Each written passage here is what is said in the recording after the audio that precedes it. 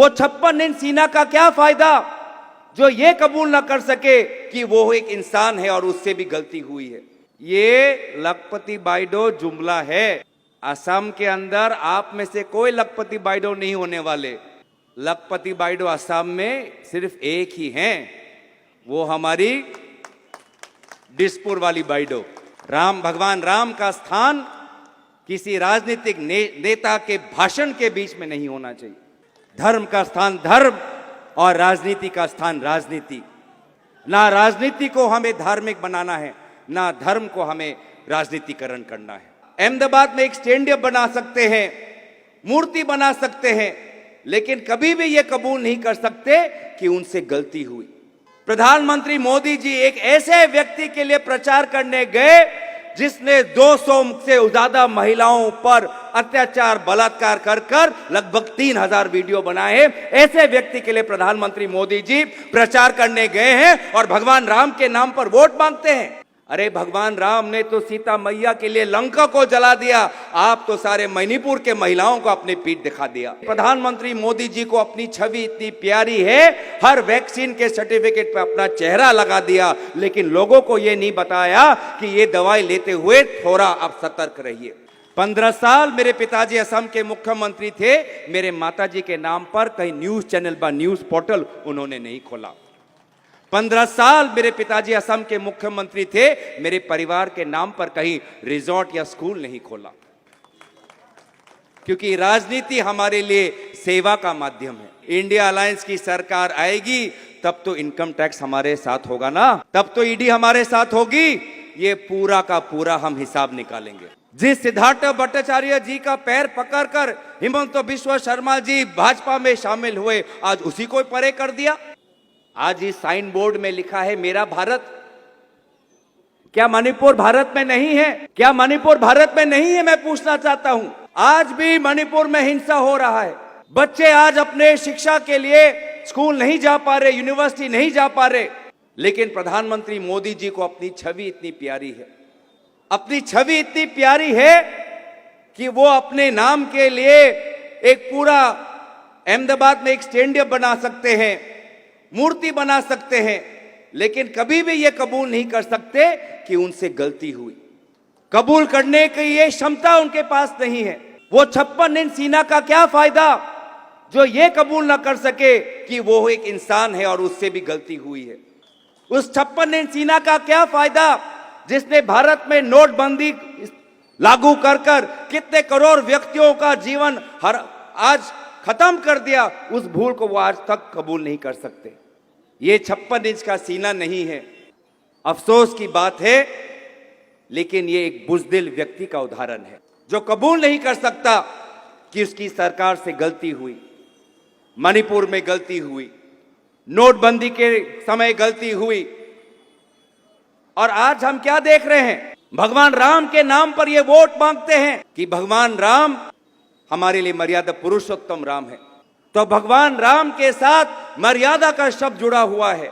और आज आप देख रहे हैं कि कर्नाटक में क्या हो रहा है। प्रधानमंत्री मोदी जी एक ऐसे व्यक्ति के लिए प्रचार करने गए जिसने 200 से ज्यादा महिलाओं पर अत्याचार बलात्कार कर लगभग 3000 वीडियो बनाए हैं। ऐसे व्यक्ति के लिए प्रधानमंत्री मोदी जी प्रचार करने गए हैं और भगवान राम के नाम पर वोट मांगते हैं, मर्यादा पुरुषोत्तम राम के नाम पर वोट मांगते हैं। और जब हमारी महिला कुश्ती लड़ने वाली खिलाड़ी जब इंसाफ मांग रहे थे तो उनको दिल्ली पुलिस के द्वारा घसीटकर उनको जेल लेके गए। वो यूपी का सांसद ब्रिजभूषण सिंह को मदद की इन्होंने। मर्यादा पुरुषोत्तम राम के नाम पर वोट मांगते हैं और चाहे उन्नाव हो चाहे हाथरस हो, हमेशा उन्होंने जो महिलाओं पर उत्पीड़न करते हैं उनका साथ इन्होंने पकड़ा है। तो ये कभी भी राम भक्त नहीं हो सकता। अरे भगवान राम ने तो सीता मैया के लिए लंका को जला दिया, आप तो सारे मणिपुर के महिलाओं को अपनी पीठ दिखा दिया। आपने हमारे महिलाओं खिलाड़ियों को के साथ नाइंसाफी की। आपने ऊना और हाथरस के बेटी दलित बेटी के साथ आपने नाइंसाफी की। आपने गुजरात के बिल्किस बानो के बलात्कारियों का आपने समर्थन किया। तो किस मर्यादा की हम बात करें, किस मर्यादा की अपेक्षा करें आपसे? आपकी असली हरकत तो हमने देख ली। कुछ दिन पहले एसबीआई के इलेक्टोरल बॉन्ड का जो कांड हुआ, उसमें पूरा दूध का दूध पानी का पानी हो गया। जो बात हम पहले दिन से कहते आ रहे हैं, जो बात राहुल गांधी जी पहले दिन से कहते आ रहे हैं कि प्रधानमंत्री मोदी जी सिर्फ कुछ चंद व्यापारियों के लिए आज सरकार में काम कर रहे हैं, वो बात एसबीआई इलेक्टोरल बॉन्ड के द्वारा साबित हो गई सच्ची। ये बात आपको याद रखनी होगी कि भगवान राम के नाम पर वोट मांगने के लिए जो प्रधानमंत्री मोदी जी हैं, उन्होंने सिर्फ कुछ चंद पैसों के चंदे के लिए हमारे बुजुर्गों के दवाई का दाम उन्होंने बढ़ा दिया। कोविड को लेके आज हम सब देख रहे हैं कि कोविड को लेके आज सब पूरा दुनिया कबूल कर रहा है कि इस वैक्सीन के द्वारा ऐसे बीमारी हो सकती है जो जानलेवा हो सकते हैं। यह बात उस समय भी पता थी, लेकिन प्रधानमंत्री मोदी जी को अपनी छवि इतनी प्यारी है, हर वैक्सीन के सर्टिफिकेट पे अपना चेहरा लगा दिया, लेकिन लोगों को यह नहीं बताया कि ये दवाई लेते हुए थोड़ा आप सतर्क रहिए। एक चेतावनी भी नहीं दी, सबको मजबूर कराया कि दवाई लेनी पड़ेगी। ये नहीं बोला कि अगर आपके पास हार्ट का कोई समस्या हो, आपके ऊपर साइड इफेक्ट हो सकता है, नहीं, सिर्फ प्रचार से उनका मतलब है। और हर वैक्सीन सर्टिफिकेट पे अपना चेहरा लगाकर सबको मजबूर किया कि वैक्सीन लेना पड़ेगा, लेना पड़ेगा। अब मैं पूछना चाहूंगा कि जो लोग जो वैक्सीन लेके आज उनके हार्ट अटैक हुआ, जो उनकी मृत्यु हुई, क्या उनका जिम्मेवारी प्रधानमंत्री मोदी जी लेंगे? इस सरकार के अंदर अहंकार का बीमारी घुस चुका है कि यही बीमारी थी जिस बीमारी ने रावण को खत्म किया।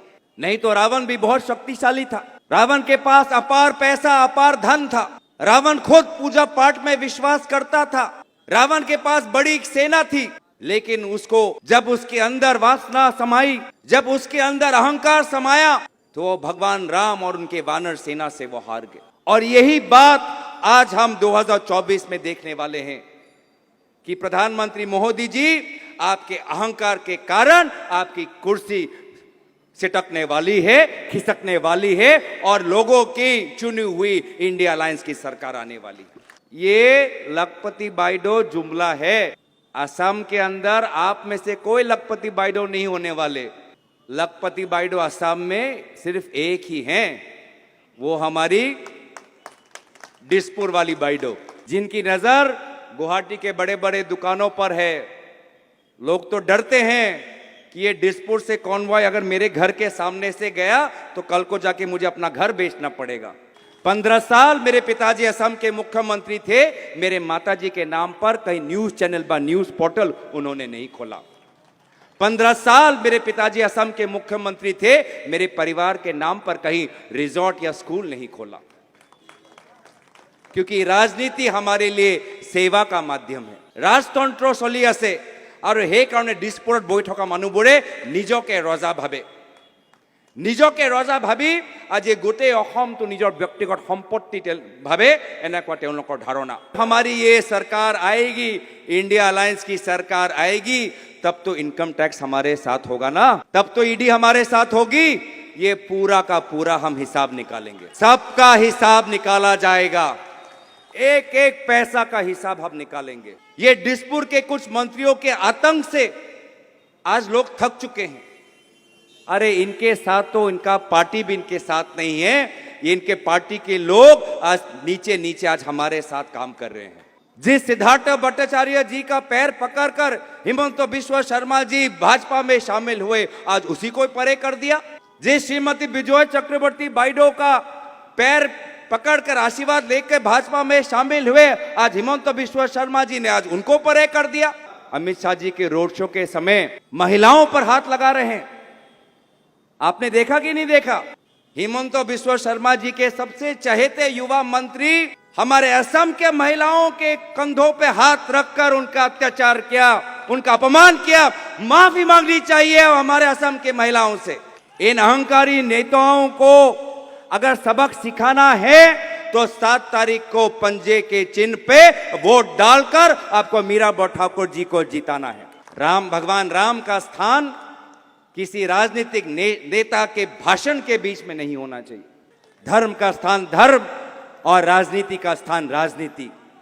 ना राजनीति को हमें धार्मिक बनाना है, ना धर्म को हमें राजनीतिकरण करना है। सच्चा हिंदू वो जो मर्यादा में विश्वास करता हो। सच्चा हिंदू वो जो सभी धर्मों को सम्मान करता हो। सच्चा हिंदू वो जो संयम पर विश्वास करता हो। सच्चा हिंदू वो जो कमजोर को मदद करता हो। सच्चा हिंदू वो जो अगर किसी पर अत्याचार कर रहा हो तो उस अत्याचार को रोकेगा।